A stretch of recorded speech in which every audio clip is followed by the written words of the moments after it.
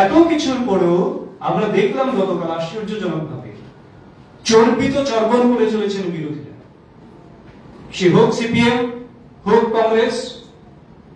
এটা আরেকটা জনবিরোধী, অন্তঃশ্বাস শূন্য, উদ্দেশ্যহীন এবং যে গত 60 বছর ধরে যে ছোট্ট একটা অংশ লুটে পুটে খাচ্ছে নানাভাবে, তাদেরই আখের গোছানোর সুযোগ করে দেওয়ার জন্য এরকমভাবেই কতগুলো স্কিম সাজানো হয়েছে।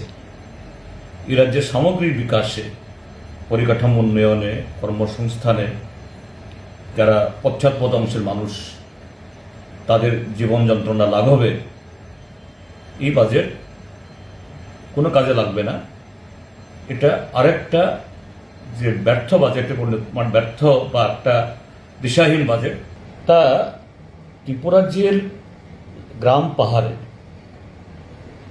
দৈনন্দিন জীবনে মানুষের জীবনের যে প্রতিচ্ছবি,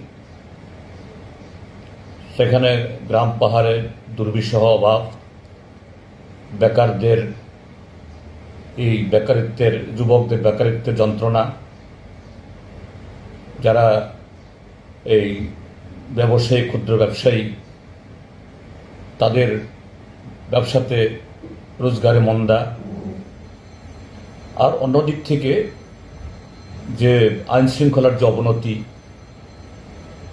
এবং রাজ্যের সর্বত্র পঞ্চায়েত থেকে মহাকরণ অবধি যে দুর্নীতির যে মহাঢঙ্কা, তার কোনো প্রতিফলন এই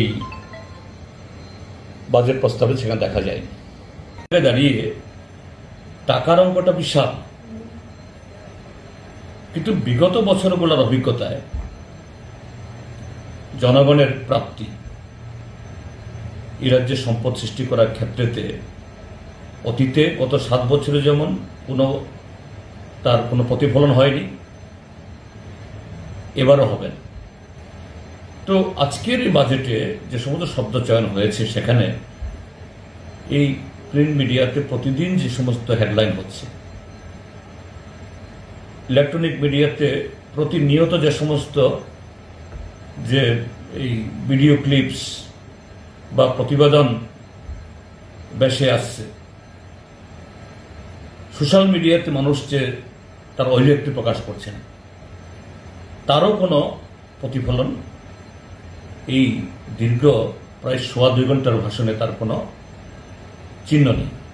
যারা এই রাজ্যটাকে অনুন্নয়ন, তোষণ, শোষণ, বঞ্চনার মাধ্যমে দীর্ঘদিন ক্ষমতা দখল করেছিল এবং এটাকে পাথেয় করেই যারা ক্ষমতায় টিকে থাকতে চেয়েছিল, এদেরকে মানুষ যখন উৎখাত করেছে এবং রাজ্যের সরকার যখন সর্বব্যাপী, সর্বস্পর্শী, অন্তোদয় থেকে শুরু করে সাধারণ মানুষ পর্যন্ত সকলের জন্য কাজ করে চলেছেন, তা দেখে, উন্নয়ন দেখে তাদের চোখ ধাঁধিয়ে গেছে।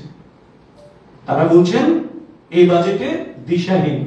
আসলে নিজেদের রাজনৈতিক জমি হারিয়ে তারা নিজেরা দিশাহীন হয়ে পড়েছেন, অন্ধ ধৃতরাষ্ট্রের মতন অন্ধকূপে জীবনযাপন করছেন। তার জন্যই গণবর্জিত ওই সমস্ত রাজনৈতিক দল জনকল্যাণকামী, সংস্কারমুখী, উন্নয়নকামী, বিকশিত ত্রিপুরার যে বাজেট পেশ হলো, তাকে তারা এইভাবে সমালোচনা করছেন।